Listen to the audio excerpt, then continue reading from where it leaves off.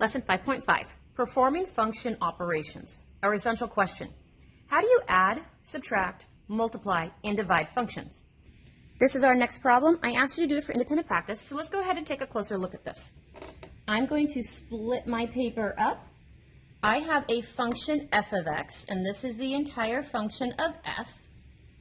And I have a function g, and this is my entire function g.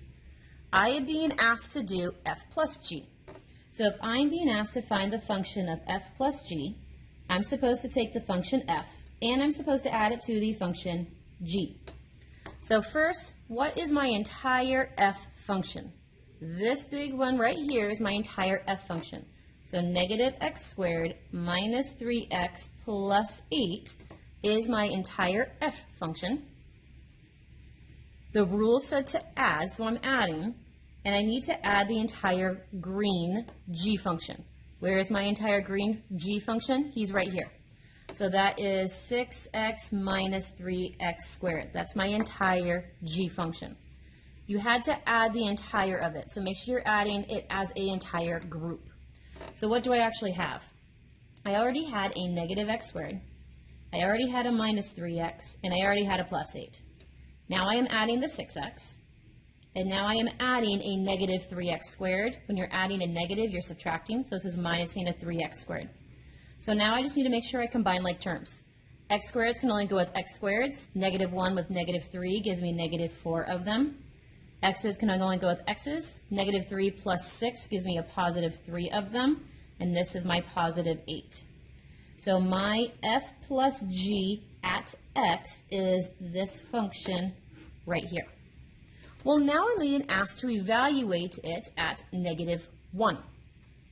So I have the entire f plus g function of x equaling negative 4x squared plus 3x plus 8, where I am supposed to replace all of these x values with the number negative 1 that I am evaluating at. So this is f plus g at negative 1 equals negative 4 times negative 1 squared plus 3 times negative 1 plus 8. All of these x values turned into negative 1, and now I need to evaluate. So what do I have?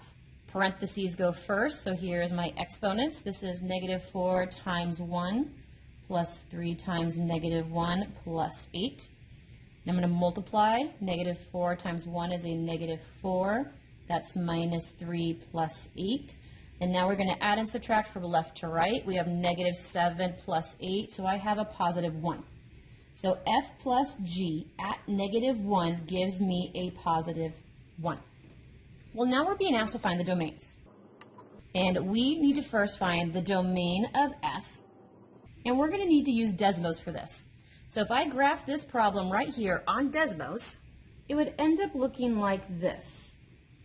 And we're just being asked to find the domain. Domain are your x values. If it is a quadratic function, our x values are going to be all real numbers because it's forever going to the left and it's forever going to the right. So my domain for any quadratic function is going to be all real numbers. So this is all real numbers. Let's go ahead and look at the domain for g of x. Looking at g of x, because he's got the highest exponent of a 2, he's also a quadratic. If you wanted to double check using Desmos, his graph would end up looking like this. He still goes forever on the left and forever on the right. So this is all real numbers. Your quadratics will always be all real numbers. You can go ahead and double check them in Desmos, but they're always going to be all real numbers. So let's go ahead and check for our new f plus g function. It is also a quadratic. So I know that he is also going to be all real numbers. What do we have in common between these two? The function f of x said everybody. The function g of x said they would use everybody. What does everybody and everybody have in common? Well, everybody. So my domain of f plus g is going to also be all real numbers.